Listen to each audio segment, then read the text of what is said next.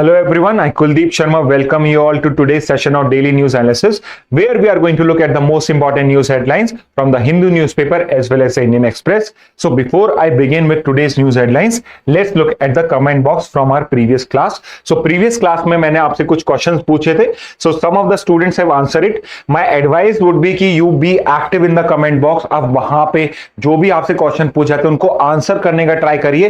Do not think कि point को लिखने में क्या जाता है. अगर आपको आंसर आता है, please write it down. It will increase your confidence also. Other would also be motivated to write down the answer. So comment box में जो क्वेश्चन पूछे जाते हैं उनके आप प्लीज आंसर करिए. उसके अलावा if you have any feedbacks, if you have any doubts also, if you have any questions also, you can mention it in the comment box. जो भी नेक्स्ट क्लास होगी, जो भी नेक्स्ट आपका सेशन होगा, उसमें उस पर्टिकुलर टॉपिक को या उस पर्टिकुलर क्वेश्चन को आंसर किया जाएगा. Okay, so let's start with the comment box. So last class में आई आस्क यू कि जो department of science and tech है वो किस पर्टिकुलर मिनिस्ट्री में आता है. So one of the student answer कि it comes in the ministry of science and tech. And usually जितने भी इंडिया के डिपार्टमेंट्स होते हैं आपके मिनिस्ट्री के, वो मिनिस्ट्री जो होती है उसके अंदर में कई डिपार्टमेंट्स होते हैं. फॉर एग्जांपल आपके फाइनेंस मिनिस्ट्री के अंदर में कई डिपार्टमेंट्स हैं. फॉर एग्जांपल आपका रेवेन्यू का एक डिपार्टमेंट है, फाइनेंस का एक डिपार्टमेंट है, फाइनेंशियल सर्विसेज का एक डिपार्टमेंट है. इस तरह के उसके अंदर में 5-6 डिपार्टमेंट्स. तो यूजुअली कोई ना कोई अगर डिपार्टमेंट होगा किसी मिनिस्ट्री के अंदर में तो उसके ऊपर कोई मिनिस्ट्री होगी. हाउएवर कुछ हम जिनको इंपॉर्टेंट मिनिस्ट्री बोलते हैं. So since independence, Jawaharlal Nehru जो आपके फर्स्ट प्राइम मिनिस्टर थे, ही was a man of science. तो वो साइंस को बहुत ज्यादा इंपॉर्टेंस देते थे. तो उस टाइम में जो आपका डिपार्टमेंट ऑफ एटॉमिक एनर्जी आपने बनाया था, आप न्यूक्लियर रिसर्च के लिए, उन सब के लिए आप अलग से एक डिपार्टमेंट इंडिपेंडेंस के टाइम से फ्रेम करके बैठे हुए. तो उस पर्टिकुलर डिपार्टमेंट को, या बाद में जब हमने department of science and tech बनाया, वो किसी ministry of science and tech में नहीं आता है. It comes directly under the prime minister office. Ministry of prime minister तो कुछ होता नहीं है, तो प्राइम मिनिस्टर ऑफिस ही होता है जिसके अंदर में डायरेक्टली आपका department of science and tech आता है. सो इफ यू बिलीव कि ministry of science and tech कुछ होती है, तो there is nothing like ministry of science and tech. अगर इफ आई आस्क यू कि who is the cabinet minister of science and tech, then it would be the prime minister. Then it would be the prime minister. और इनको support करने के लिए एक minister of state भी होता है. So for example minister of state of science and tech. So आपका काम है, अब आपको मुझे ये आंसर करके बताना है कमेंट बॉक्स में कि presently minister of state for science and technology India में कौन है. So remember, if you have not gone through this year July 1 classes, आप तो प्लीज आप July 1 June 1 वाली क्लासेस को गो थ्रू करिए, बिकॉज उसके अंदर में हमने जो जितने भी कैबिनेट मिनिस्टर इंपॉर्टेंट उनको डिस्कस करा हुआ है. मिनिस्टर ऑफ स्टेट क्या होता है, आपका कैबिनेट मिनिस्टर्स कौन से होते हैं, डेप्यूटी मिनिस्टर्स कौन से होते हैं, all of these are covered in June 1 classes. I think June 1 या आई थिंक यस June 1 की क्लासेस में कवर्ड है. सो आप प्रीवियस क्लासेस में गो थ्रू करके उन पर्टिकुलर क्लासेस से आप इन सबके मीनिंग को अंडरस्टैंड कर सकते हैं. So your task is to mention the name of minister of state of science and technology in India right now.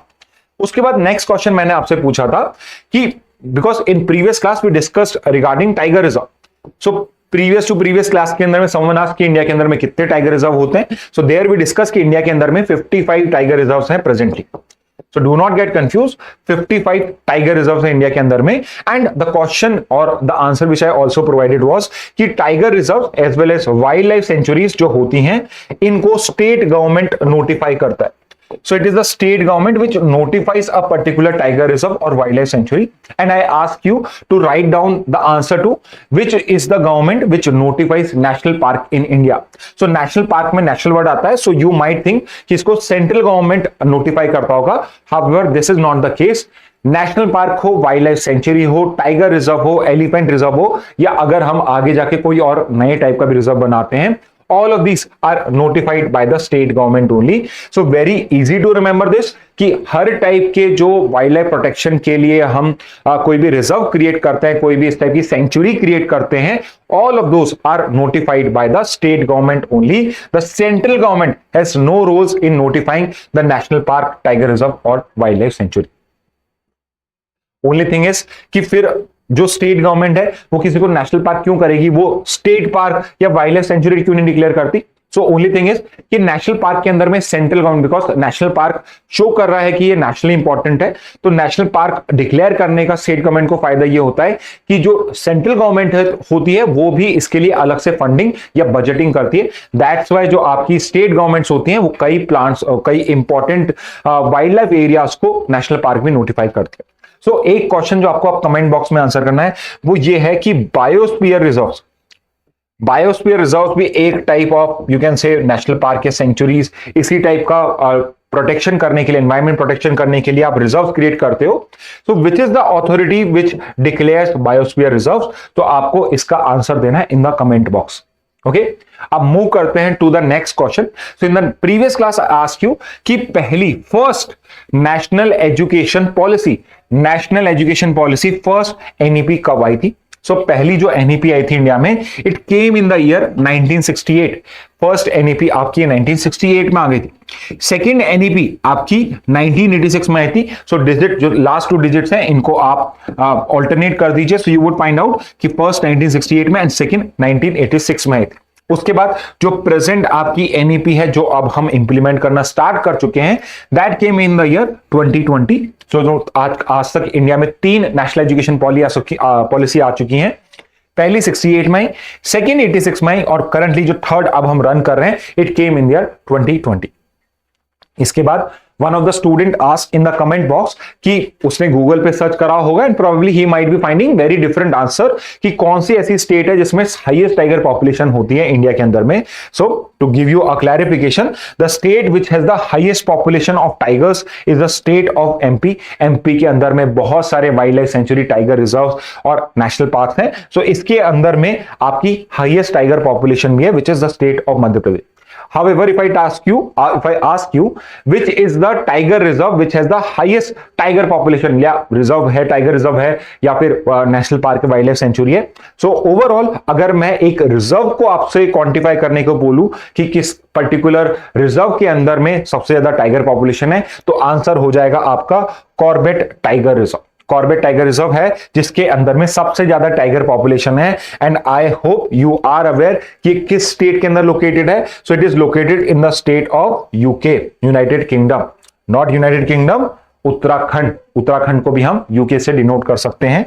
So Uttarakhand is the state जिसके अंदर में कॉर्बेट टाइगर रिजर्व है, जिसके अंदर में हाईएस्ट टाइगर पॉपुलेशन. हाउएवर अगर state आपसे पूछा जाएगा हाईएस्ट टाइगर पॉपुलेशन का, answer would be Madhya Pradesh. More over आपको अब कमेंट बॉक्स में आंसर करना है highest elephant population. Elephant population किस स्टेट के अंदर में है?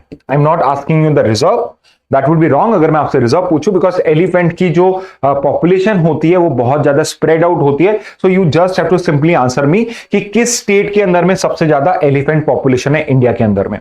Okay, so these are some of the answer and some of the clarification which you have asked in the comment box. So if you have any kind of questions, if you have any kind of feedback, if you have any kind of doubts, if you have any suggestions for us, you can mention in the comment box. Whatever would be the next class, we are going to discuss your comment box there also. Now let's start with the news from today's newspaper.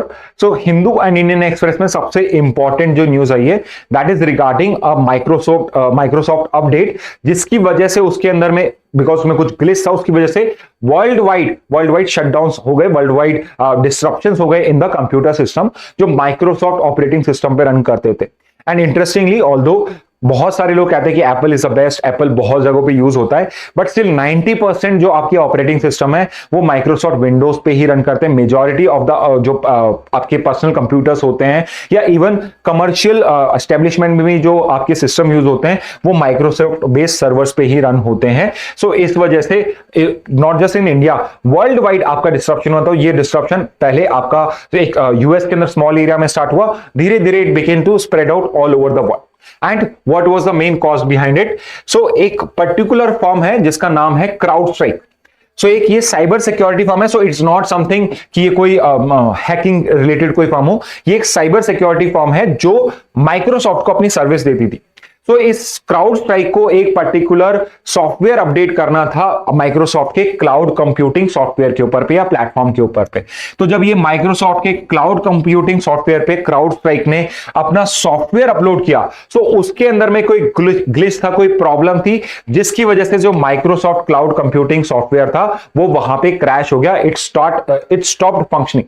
तो उसकी वजह से क्या हुआ, जितने भी computers world के अंदर में थे, जितने भी एस्टैब्लिशमेंट माइक्रोसॉफ्ट के या तो ऑपरेटिंग सिस्टम को यूज कर रहे थे या उनका पावर पॉइंट या 365 जो ऑफिस सूट होता है उनका, उसको यूज कर रहे थे या फिर उनके क्लाउड सर्वर्स को यूज कर रहे थे, वो सारे के सारे शट डाउन हो गए, वो डिस्टर्ब हो गए.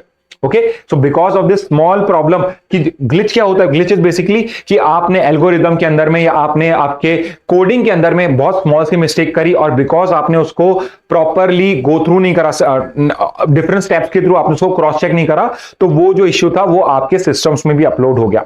सो बिकॉज ऑफ दिस, ये इतनी छोटी सी प्रॉब्लम की वजह से इतनी बड़ी प्रॉब्लम बन गई, जिससे पूरे वर्ल्ड के अंदर की इकोनॉमी को डिस्टरप्शन हुआ। एंड सबसे ज्यादा जो इंडस्ट्री डिस्टर्ब हुई है वो है aviation industry, not just in India. India के अंदर में अराउंड 400 से 500 फ्लाइट्स का डिस्टरप्शन हुआ, कैंसिल हो गया, उसकी वजह से बहुत सारे आपको प्रॉब्लम ही फेस करनी पड़ी है। और बाकी इंडस्ट्रीज में भी जो भी इनको यूज कर रहे थे वहां पर भी ये प्रॉब्लम हुई है।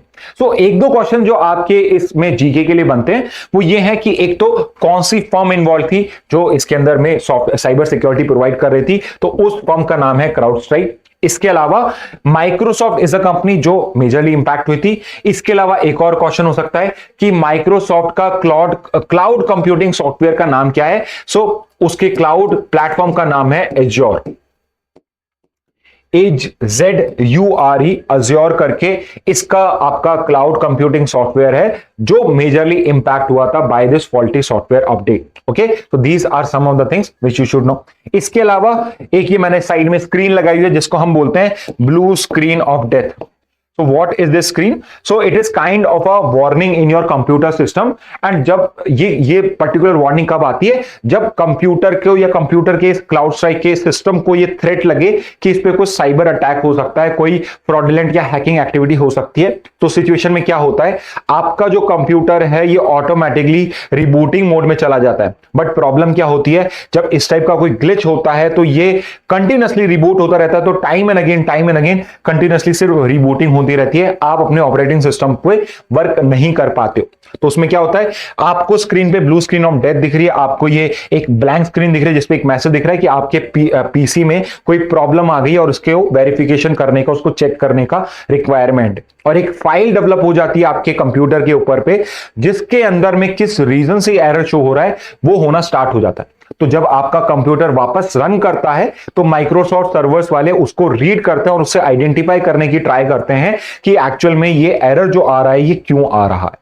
तो अनलेस आपकी जो क्राउड स्ट्राइक है, माइक्रोसॉफ्ट है, इन एरर्स को पूरा जब तक रीड नहीं करेंगे, इनको पूरा इन्वेस्टिगेट नहीं करेंगे, एक्चुअल रीजन क्या था इस पर्टिकुलर ग्लिच का, कहां जाके प्रॉब्लम आई, कोई ये इंटरनल प्रॉब्लम थी सॉफ्टवेयर की या कहीं कोई हिडन साइबर अटैक तो नहीं था, वो हमें इंफॉर्मेशन इस पूरे प्रोसेस के कंप्लीट होने पे होगी।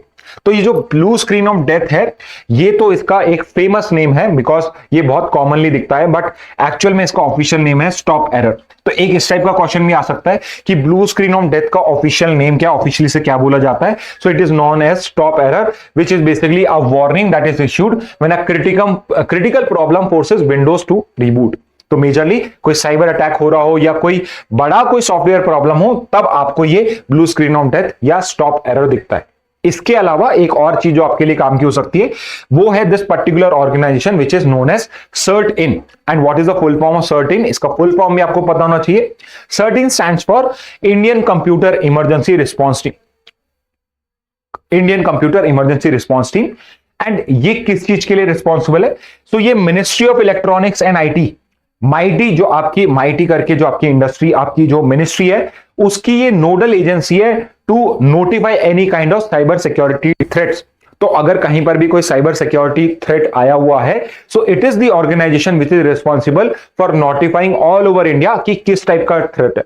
तो ये वाला जो थ्रेट आया था इसको सबसे सीवियर कैटेगरी के अंदर में पुट अप करा गया था और सबको पर्सनल नोटिफिकेशन आए थे, मैसेजेस आए थे कि be careful when you are going और when you are using your Microsoft operating system because it might lead to some kind of hacking attempt also. So this is the news item which was in news a lot। तो इसलिए सबसे पहले इसे cover कराएं। I hope आपको ये समझ में आ गया होगा कि ये बेसिक कॉज क्या था इसके पीछे। इसके बाद जो नेक्स्ट न्यूज आपकी सबसे ज्यादा कवर्ड दिख रही है आपको न्यूज़पेपर्स में, it is regarding a protest in Bangladesh. वहां पे स्टूडेंट ने प्रोटेस्ट स्टार्ट करा है। सो हिंदू न्यूज़पेपर में भी, इंडियन एक्सप्रेस में भी कई जगहों पे इस न्यूज का कवरेज है। सो लेटेस्ट अपडेट जो हमारे पास है उसके हिसाब से वहां पे around 105 people have died and majorly ये सारे स्टूडेंट पॉपुलेशन है। ऑल्सो यू शुड नो कि बांग्लादेश जो है it's a very young population. So just like India से भी ज्यादा यंग पॉपुलेशन आपकी, जो majority of the population population, 2/3 of the population जो है वो उसके वर्किंग एज पॉपुलेशन है।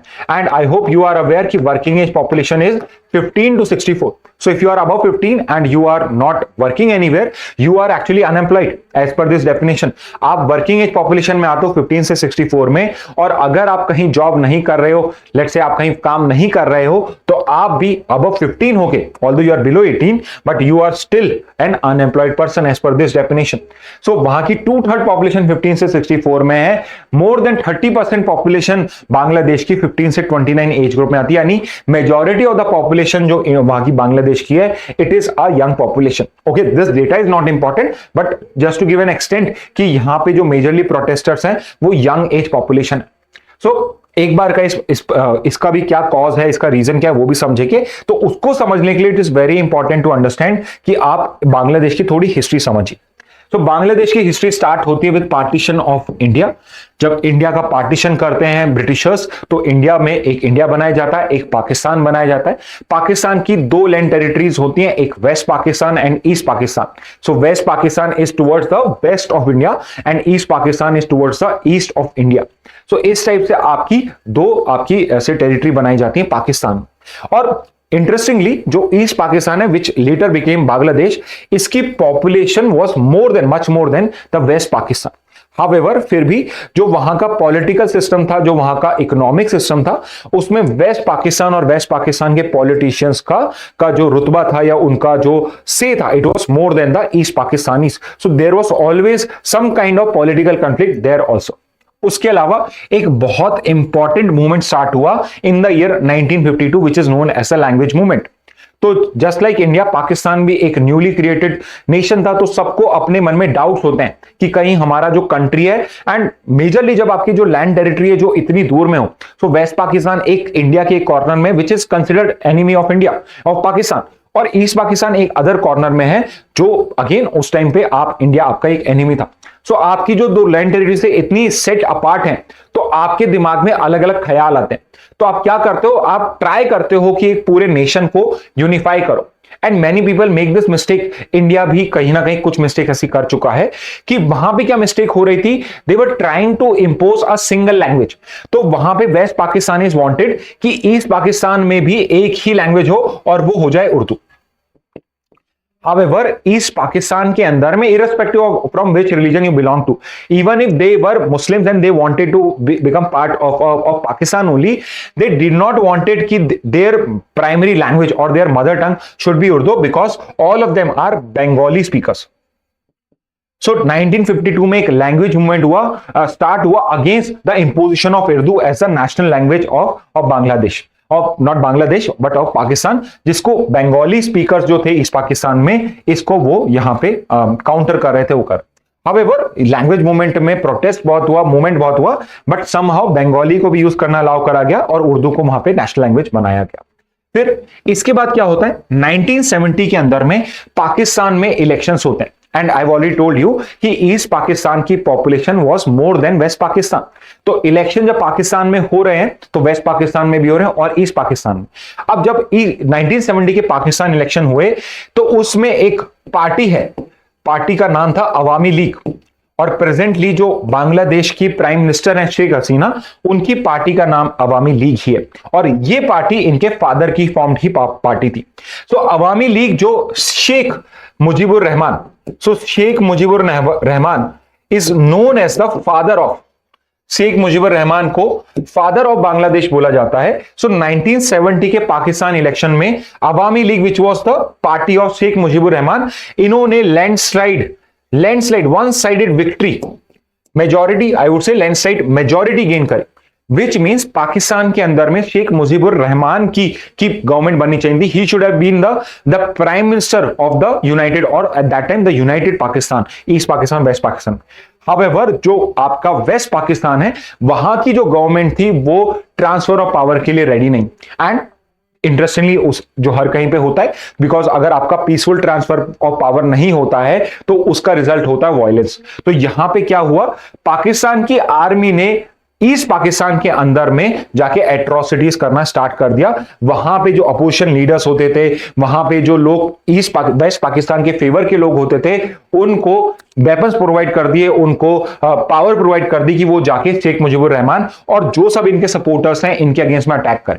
एंड उसके वजह से क्या हुआ, ईस्ट पाकिस्तान के अंदर में एक सिविल वॉर सा स्टार्ट हो गया among people who are supporters of west Pakistan and among those who are in favour of having और of creating a particular government in east Pakistan.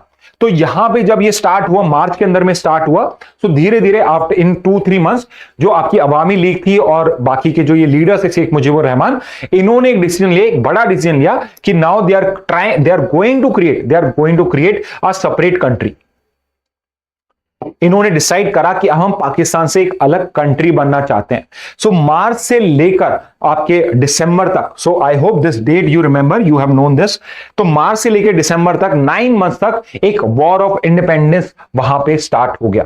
Okay, so war of independence March 1971 में इस type से atrocity start हुई और दिसंबर के अंदर में आपका ये एट्रोसिटीज एंड हुई और फाइनली आपका जो वॉर ऑफ इंडिपेंडेंस है वो बांग्लादेश या फिर मैं कहूं शेख मुजीबुर रहमान और अवामी लीग ने और वहां के जो आर्मी के सपोर्टर्स से इन लोगों के, उन्होंने इस पर्टिकुलर वॉर को विन करा। अब यहां पे ये करंट प्रोटेस्ट क्यों स्टार्ट हुआ है? सो उसका मेन रीजन है कि बांग्लादेश के अंदर में, बांग्लादेश का जो कॉन्स्टिट्यूशन आफ्टर 71 बना, उसके अंदर में जो फंडामेंटल राइट्स हैं या राइट्स हैं, those are very similar to Indian constitutions rights. तो उसके अंदर में भी आप बैकवर्ड क्लास ऑफ सिटीजन्स को, जैसे इंडिया में आप रिजर्वेशन दे सकते हो, सिमिलरली वहां भी दे सकते हो। तो यहां पर क्या हुआ कि यहां पर भी आपके जो 30% गवर्नमेंट ने 30% सीट्स या आपकी जो जॉब्स होती हैं, गवर्नमेंट जॉब्स होती हैं, उनको रिजर्व करना स्टार्ट कर दिया फॉर फ्रीडम फाइटर्स। सो जो इस 1971 वॉर के अंदर में फ्रीडम फाइटर्स थे, उनके लिए 30% सीट्स को रिजर्व करना स्टार्ट कर दिया गया for what ever they have done for the nation. और जब ये लोग बूढ़े हो गए तो इसके बाद इस पर्टिकुलर रिजर्वेशन को एक्सटेंड करा गया टू देयर चिल्ड्रंस। तो ये 30% रिजर्वेशन सिर्फ उन फ्रीडम फाइटर्स को नहीं, उनके चिल्ड्रंस को भी एक्सटेंड हुआ। अब चिल्ड्रंस के बाद जब उसकी नेक्स्ट जनरेशन आई तो ये 1990s के बाद में ये ग्रैंड चिल्ड्रंस को भी आपके जाके एक्सटेंड कर दिया गया। सो अभी आपके 2018 में आपके वहां पे प्रोटेस्ट स्टार्ट हुए थे अगेंस्ट दिस पर्टिकुलर रिजर्वेशन। तो यहां पे बांग्लादेश की इसी गवर्नमेंट ने, जो prime minister Sheikh Hasina government है, इसने डिसाइड करा था कि जो 30% रिजर्वेशन है इसको हम अनकॉन्स्टिट्यूशनल डिक्लेयर कर, इसको हम रिमूव कर रहे हैं। हाउएवर, जब इस पर्टिकुलर रिजर्वेशन को रिमूव करा गया तो जिन लोगों को रिजर्वेशन मिलता था, उनके ग्रैंड चिल्ड्रन, फ्रीडम फाइटर के ग्रैंड चिल्ड्रन, इन्होंने एक एसोसिएशन बनाई और इसको चैलेंज करा हाई कोर्ट के अंदर में। और हाई कोर्ट ने जो इस 30% को रिमूव करा गया था, इसको अनकॉन्स्टिट्यूशनल डिक्लेयर कर दिया कि yes, you have to continue giving this particular reservation.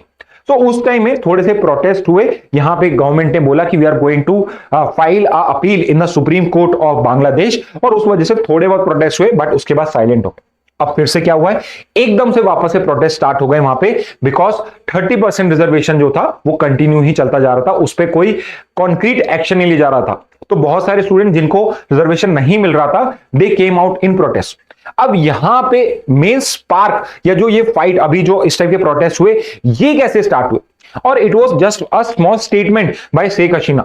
तो जो उनकी प्राइम मिनिस्टर ने एक सिंपल स्टेटमेंट दिया कि जो प्रोटेस्टर्स हैं ये डिसेंडेंट्स है रजाकार्स के डिसेंडेंट्स है। अब रजाकार्स जो बांग्लादेश में है, it is considered a very bad word. जैसे आप अनटचेबल्स, SC/STs के लिए अगर आप कोई स्वेयर वर्ड यूज करते हो, वहां की पब्लिक इस वर्ड को, रजाकार वर्ड को एक उसी तरह से देती है, बिकॉज रजाकार को आप इंडिया का मीर जाफर बोल सकते हो, यानी कि आप उसे ट्रेटर बोल सकते हो। तो रजाकर उनको बोलने लग गए कि जो लोग प्रोटेस्ट कर रहे हैं ये रजाकर की तरह। तो ये रजाकर थे क्या? तो रजाकर एक 1971 में वहां के जो पाकिस्तान के जनरल थे, आर्मी जनरल थे, उन्होंने एक पैरामिलिट्री फोर्स स्टैब्लिश करी, और ये paramilitary force was there to support the Pakistan army. And because ये डिसिप्लिन नहीं थे, ये मिलिट्रीली ट्रेन नहीं थे, तो ये लोग जाके एट्रोसिटीज कमिट करने लग गए against the supporters of Awami League and your Sheikh Mujibur Rahman. तो ये लोग वहां जाते, वहां पे अननेसेसरी मर्डर कर रहे थे, विमेंस का रेप कर रहे थे। तो उस वजह से भी इनके अगेंस्ट में बहुत ज्यादा आपसे कोई क्रिटिसिज्म।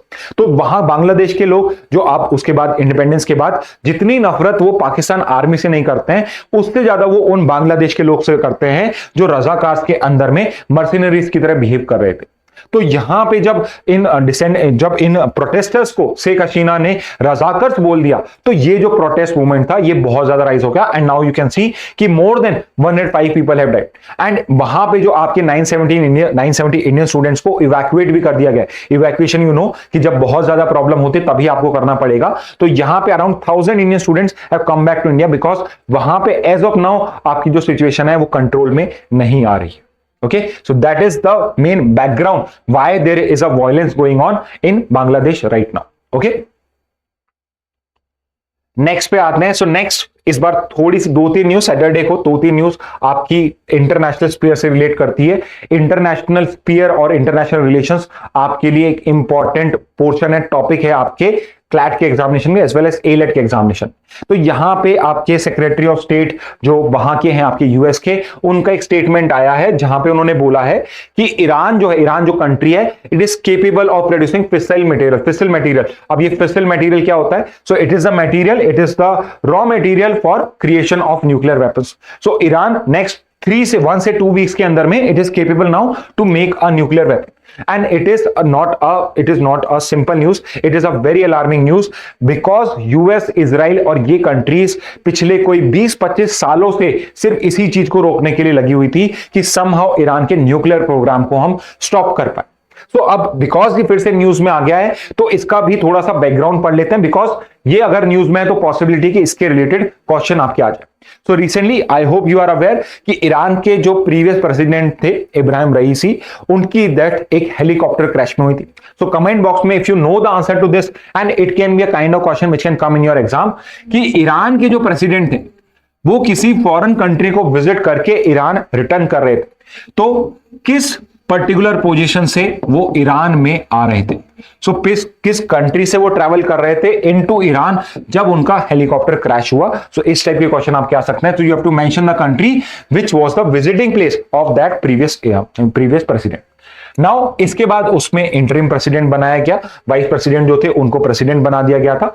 उसके बाद अभी रिसेंटली वहां पे इलेक्शंस हुए एंड वहां पे अब ईरान के नए प्रेसिडेंट हैं मसूद पेजेस्कियन।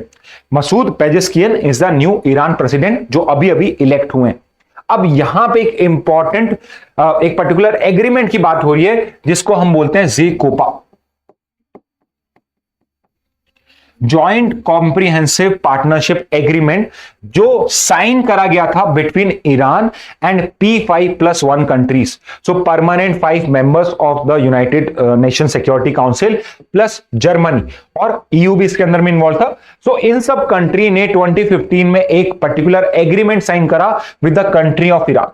और ये एग्रीमेंट क्या था? इस पर्टिकुलर एग्रीमेंट के अंदर में ईरान को अपना न्यूक्लियर जो प्रोग्राम था उसको लिमिट करना था, उसको शट डाउन करना था। शट डाउन तो नहीं, उसको लिमिट करना था। किस तरीके से? कि आप जो भी न्यूक्लियर रिसर्च कर रहे हो वो आप सिर्फ सिविल प्रोग्राम के लिए करेंगे। बेसिकली आप न्यूक्लियर पावर क्रिएट करने के लिए आप अपनी रिसर्च कर सकते हैं, बट आप कोई न्यूक्लियर वेपन नहीं बनाएंगे। आप जो सेंट्रीफ्यूजेस बना रहे हो जिससे आप न्यूक्लियर बम बनाते हो, वो आप उस पर कोई भी रिसर्च या उसमें कोई एडवांसमेंट नहीं करोगे। सो बेसिकली ये 2 पॉइंट्स हैं जो आपकी ज़ेकोपा से डील करते हैं। सो पहला कि न्यूक्लियरली लिमिट करोगे। सो ईरान अपने यूरेनियम इनरिचमेंट, सो यूरेनियम जो आपका नेचुरल होता है उसको आपको इनरिच करना होता है, उसको आपको और पावरफुल करना होता है, जिसके बाद उसे as a nuclear weapon use कर सकते हो। तो यहां पे आपको यूरेनियम एनरिचमेंट आपका जो प्रोग्राम है उसको रिड्यूस करना है, एज वेल एज आप जो सेंट्रीफ्यूज बना रहे हो, so more the number of centrifuge more powerful और more are the chances you are creating a nuclear weapon. तो आपको ये रिड्यूस करना है, आपको यूरेनियम एनरिचमेंट रिड्यूस करना है। This was one of the condition for JCPOA. And इसके रिटर्न में यहां पे ईरान को क्या मिल रहा था? सो यहां पे ईरान को मिल रहा था कि जो सैंक्शंस ईरान के ऊपर लगे हुए थे, so presently you must be seeing कि रशिया के अगेंस्ट में भी सैंक्शंस लगे हुए हैं, ईरान के अगेंस्ट भी यूएस ने सैंक्शंस लगाए हुए हैं। तो वो जो सैंक्शंस था उन पे रिलीफ मिल जाएगा। जो भी आपके इकोनॉमिक सैंक्शंस थे ईरान के ऊपर पे, उनको लिफ्ट कर दिया जाएगा अगर वो इनसे कंप्लाई करता है, इन कंडीशन से कंप्लाई करता है। So apart from nuclear limit, second क्या था कि जो IAEA है, तो आपकी एक ऑर्गेनाइजेशन है which is International Atomic Energy Agency. International Atomic Energy Agency. So आपको एक और कमेंट बॉक्स में आंसर करना है कि जो IAEA है उसका हेडक्वार्टर कहां पे? IAEA इसका हेडक्वार्टर कहां पे? और ये IAEA है क्या? एक ये इंटरनेशनल ऑर्गेनाइजेशन है जो यूएन की एक स्पेशलाइज्ड एजेंसी है और इसका काम होता है इंस्पेक्ट करना सारी जो सिविल न्यूक्लियर फैसिलिटीज हैं, टू क्रॉस चेक कि कहीं ये न्यूक्लियर वेपन तो नहीं बना रहे उन फैसिलिटीज के अंदर में, अननेसेसरी यूरेनियम एनरिचमेंट तो नहीं कर रहे जो आगे जाके न्यूक्लियर वेपन्स में यूज हो सकता है। तो यहां पे आप इंस्पेक्शन की पावर जो थी वो भी यहां पे ईरान ने प्रोवाइड कर दी और यहां पे न्यूक्लियर लिमिट के लिए भी एग्री हो गया था। उसके बदले में जो उस पे इकोनॉमिक सैंक्शंस लगाए गए थे बिकॉज ऑफ इस न्यूक्लियर प्रोग्राम, और उसकी वजह से जो ईरान की इकोनॉमी थी उसको बहुत ज्यादा हार्म हो रहा था, तो उनको रिमूव करने को, ये लिफ्ट करने का यहां पे एक्सचेंज ऑफर था इस जेकोपा। हाउएवर 2015 की जो ये डील थी 2018 के अंदर में यूएस ने इसको कैंसिल आउट कर दिया, यूएस ने इससे मूव आउट कर लिया and it was only after Donald Trump, जो फिर से अभी आपके इलेक्शंस में फाइट कर रहे हैं, इलेक्शंस के लिए स्टैंड कर रहे हैं, जब ये पावर में है तो इनका one of the first decision after coming to office was कि इन्होंने यूएस का विड्रॉल करा दिया from this particular agreement. And many people believe कि ये इजराइल के कहने पे इन्होंने करा था, बिकॉज इजराइल सबसे बड़ा एनिमी ईरान का, ईरान सबसे बड़ा एनिमी है इजराइल का, एक दूसरे को आंख नहीं सुहाते, मतलब एक दूसरे को बिल्कुल पसंद नहीं करते हैं वो। और अभी भी आप देख पा रहे हो कि जब इजराइल हमास का और इजराइल गाजा में आपका वॉर चल रहा था, सो ईरान और ईरान के प्रॉक्सीज ही हैं। आज का न्यूज़पेपर भी आप देखोगे, नेक्स्ट न्यूज में हम डिस्कस करेंगे उसको, तो उसके अंदर में वी विल सी कि यमन में हुतीज हैं जो ईरान के ही प्रॉक्सीज हैं, उन्होंने अभी अभी तेल अवीव के अंदर, which is one of the very large country of Israel, उसके अंदर में अटैक किया, उसके अंदर में रॉकेट लॉन्च किया है जिससे एक पर्सन की डेथ और सम 10-11 Israelis have also get bounded. तो इस टाइप के अटैक्स आज भी वहां पे हो रहे हैं। सो यूएस ने 2018 में से विड्रॉल कर लिया, इसका मतलब अब ईरान भी बाउंड नहीं था। सो 2018 के बाद से ईरान ने अपना जो न्यूक्लियर प्रोग्राम था, एनरिचमेंट प्रोग्राम था, उसको वापस से स्टार्ट कर दिया एंड फाइनली अब 2024 के अंदर में अब ये सिर्फ 1 से 2 वीक्स अवे है to create the fissile material which is required to create a nuclear bomb. तो अब वापस से यहां पे बातें चल रही हैं कि क्या हम वापस से रीस्टोर कर सकते हैं क्या जेकोपा को। सो द चांसेस आर कि डोनाल्ड ट्रंप अगर यूएस में फिर से विन करके आते हैं, चांसेस हैं कि जेकोपा फिर से आपका नहीं आएगा, बट अगर बाइडेन फिर से बनते हैं सो देयर आर चांसेस कि कोई मूवमेंट हो रिगार्डिंग और रीस्टोरिंग दिस जेकोपा। और यहां पे ईरान का स्टेटमेंट भी आया है कि यहां पे सिर्फ यूएस ने विड्रॉ करा है, तो Iran is still a party to JCPOA. बाकी की जो P5+1 कंट्री और European Union, they are still parties to the JCPOA agreement. So अगर यूएस वापस से अंदर आता है तो ईरान भी इसको प्रॉमिस करता है कि वो भी इसको पूरी तरीके से ऑनर करेगा, उसको वीक या उसको डिसऑनर नहीं करेगा। So JCPOA is an important agreement. Next news पे मूव करते हैं। So Israeli occupation of Palestine territory illegal says UN top court. तो यूनाइटेड नेशंस का टॉप कोर्ट क्या है? I hope you are aware, International Court of Justice जो है वो ही आप यूनाइटेड नेशन का टॉप कोर्ट है। तो उसके अंदर में एक एडवाइजरी ओपिनियन दिया है। So remember this, there is a difference between advisory opinion and judgments. Next slide में हम उसको ही डिस्कस करेंगे। So इसके अंदर में एक बार हम गो थ्रू कर लेते हैं। So एडवाइजरी ओपिनियन दिया गया है इंटरनेशनल कोर्ट ऑफ जस्टिस में, जिसका हेडक्वार्टर है हाग, नीदरलैंड्स। सो ये कुछ बेसिक्स है जो हम पहले भी कर चुके हैं। इंटरनेशनल कोर्ट ऑफ जस्टिस के अंदर में 15 जजेस होते हैं जो 9 ईयर टर्म्स के लिए होते हैं और ये री इलेक्ट भी हो सकते हैं। For example, I hope you are aware कि इंडिया से एक जज है जो मोर देन 9 ईयर से बैक टू बैक 2 टर्म्स यहां पे सर्व कर रहा है। So if you know the name of that person, he was a जज of the Rajasthan high court. If you know the name of that person, please mention it in the comment box. Who is the judge in the International Court of Justice, which is serving a second 9-year term in the ICJ? तो ये आप mention कर सकते हो। इसके अलावा यहां पे क्या है, जुरिस्डिक्शन जो है आईसीजे का, ये 2 टाइप का हो सकता है। या तो यहां पे एडवाइजरी ओपिनियन हो सकती है या फिर आईसीजे जजमेंट भी दे सकता है। तो एक बार डिफरेंस क्या होता है एडवाइजरी में और आपके जजमेंट के अंदर में आईसीजे के, उनको हम स्टडी करते हैं। सो एक साइड आपका एडवाइजरी ओपिनियन है और दूसरी साइड आपके आईसीजे जजमेंट है। सो सबसे इंपॉर्टेंट फर्क जो इन दोनों बातों में है, एडवाइजरी ओपिनियन तो ये एक एडवाइस है, तो एडवाइस जो होती है वो बाइंडिंग नहीं होती है। So it's a non binding advice. So अगर कोई आप में, so for example, not every country can go to the ICJ and ask for an advice.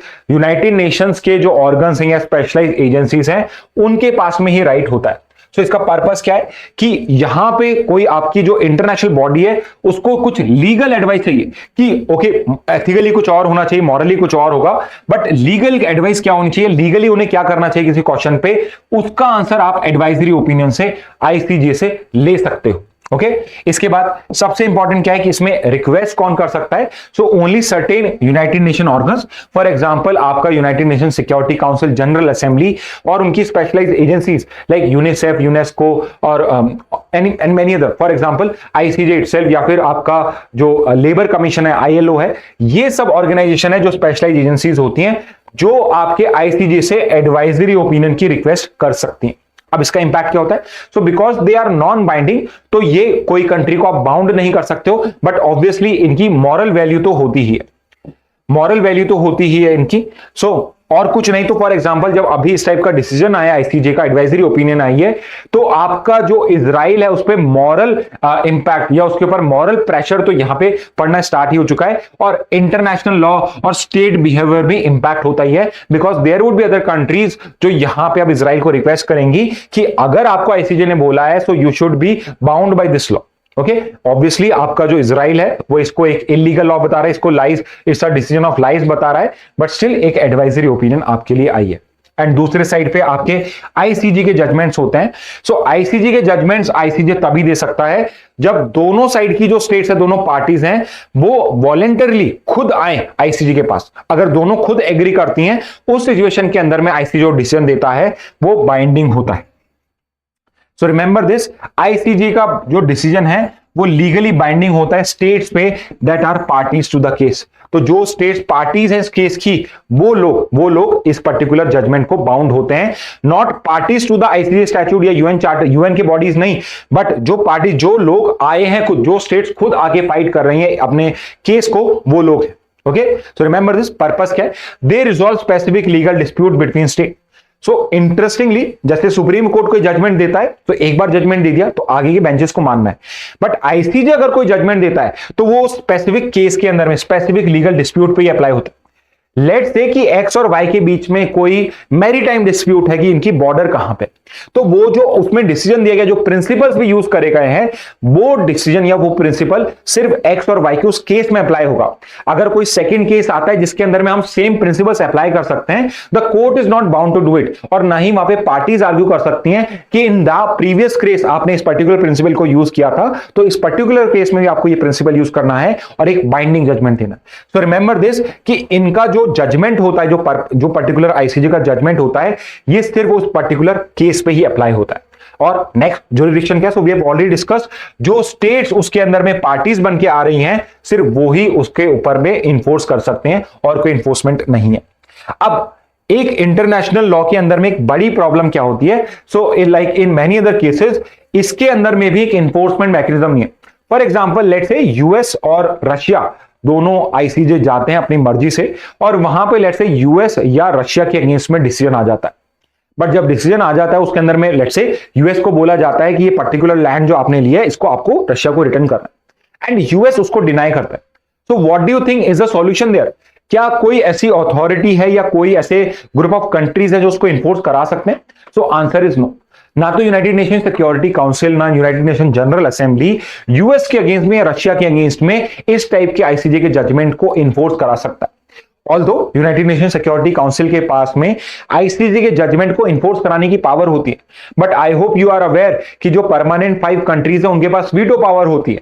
तो जब भी इस टाइप का कोई रेजोल्यूशन भी आता है तो कोई ना कोई कंट्री उस रेजोल्यूशन को वीटो आउट कर देता है, जिसकी वजह से उसको इन्फोर्स करना पॉसिबल नहीं होता। सो प्रॉब्लम इज कि while it is binding on the parties, but ICJ के पास कोई इन्फोर्समेंट मैकेनिज्म नहीं है। सो अगर कोई कंट्री वॉलंटरी उसको फॉलो करना चाहे तो फॉलो कर सकता है, अदरवाइज फॉलो नहीं करता है। On the other side is the advisory opinion, जो ऑब्वियसली नॉन बाइंडिंग होता है। तो ऑल्दो यहां पे आईसीजे ने एक एडवाइजरी ओपिनियन दिया है, बट इजराइल जो है वो इसको फॉलो करने के लिए बाउंड नहीं है। नेक्स्ट पे आते हैं। सो एक ये बहुत छोटी सी न्यूज थी। आप शिवाजी महाराज का एक वाघनख करके एक वेपन था जो डिस्प्ले में रखा गया है आपके सतारा के म्यूजियम में। सो इसमें से मैं आपको सिर्फ एक न्यूज बताना चाहता हूं, एक पर्टिकुलर पॉइंट, कि ये जो वाघनख आप इसकी फोटो देख सकते हैं, वो आप इनको फिंगर्स में पहनते हो और इससे आप स्टमक पे या कहीं पे अटैक कर सकते हो, स्टील्थली आप अटैक कर सकते हो। सो इस पर्टिकुलर वाघनख को शिवाजी ने यूज करा था टू किल द सल्तनत जनरल अफजल खान। सो अफजल खान जो औरंगजेब को वहां रिप्रेजेंट करने आया था, उनको शिवाजी ने वाघनाग से किल करा था और अभी ये डिस्प्ले में है। So why this waghnakh is important, because ये जब से ये आपका डिस्कवर हुआ था तब से ये लंदन के एक म्यूजियम में था और अब फाइनली से इंडिया में लेकर गया है और अभी ये डिस्प्ले में है at the Satara museum. So you should know कि वाघनाग, सो इट्स अ वेपन, एक तो आपको वेपन है ये पता होना चाहिए, and plus you should also know कि इसे शिवाजी ने, जो बीजापुर सल्तनत का जनरल था अफजल खान, उसको इससे किल करा था। ओके, सो 20 जी के क्वेश्चन में इससे रिलेटेड एक क्वेश्चन भी है, तो वहां पे देखते हैं if you remember these facts. Next पे आते हैं। सो इंडियन एक्सप्रेस से आपकी एक न्यूज है, Bombay high court questions exemption from RTE Kota for private school, what did the rule से। सो आपका आर्टिकल 21A है जो राइट टू एजुकेशन की बात करता है।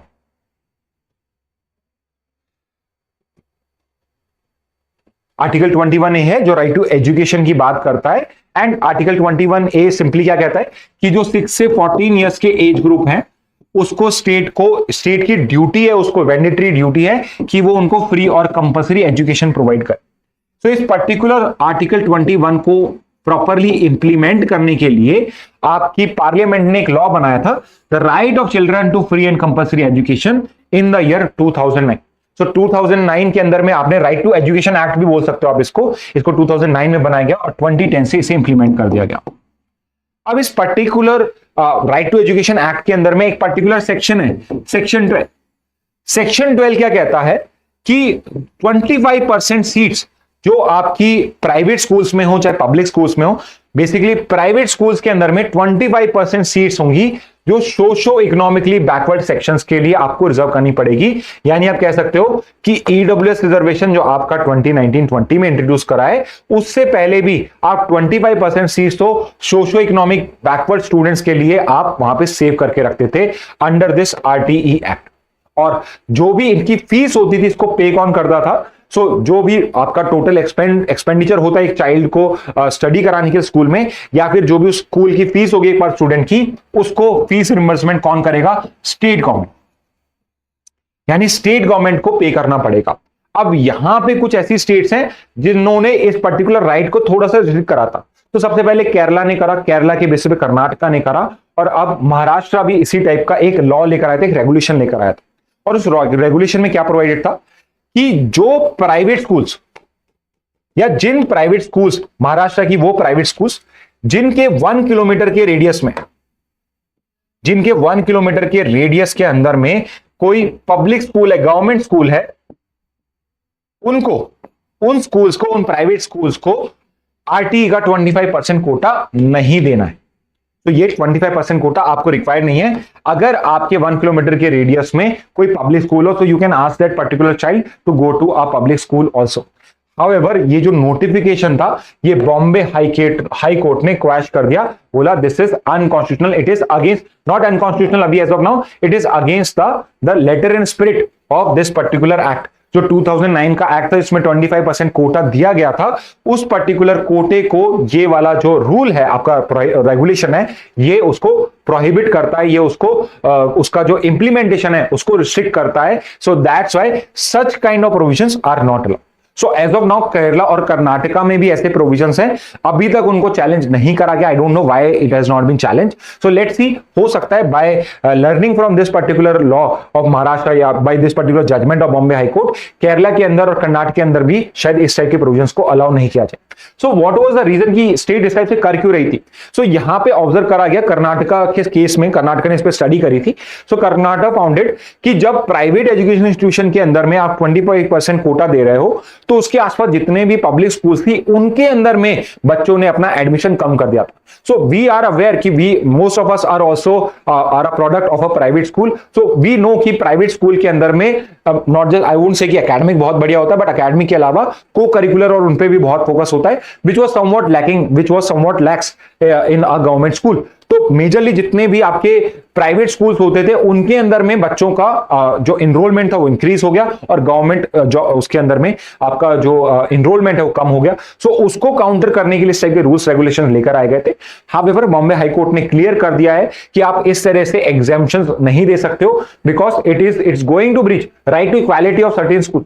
So for example just because किसी स्कूल के पास में पब्लिक स्कूल है 1 किलोमीटर के अंदर में, तो उसको तो एग्जाम्प्ट कर दिया है, एंड लेट्स से 1.5 किलोमीटर पे एक सेकंड स्कूल है जिसके आसपास कोई पब्लिक स्कूल नहीं है, उसको इस टाइप से लेना पड़ रहा है और उसको बेयर करना पड़ रहा है उस 25% के बर्डन। तो समहाउ कोई ना कोई राइट यहां पे वायलेट हो रहा है, इस वजह से यहां पे हाई कोर्ट ने इसको अनकॉन्स्टिट्यूशनल डिक्लेयर कर दिया। Okay, so this was the Bombay high court ruling. Okay, so these were the important news headline. Saturday का न्यूज़पेपर था तो इतनी इंपॉर्टेंट न्यूज नहीं थी, बट जो न्यूज इंपॉर्टेंट थी वो हमने आज बहुत अच्छे से स्कोप में कवर करी है। Again I repeat, comment box में please answer the question which I have asked. उसके अलावा if you have any feedbacks, if you have any doubts, any suggestions, you can provide us those things in the comment box. So that's it from my side. Thank you and have a very nice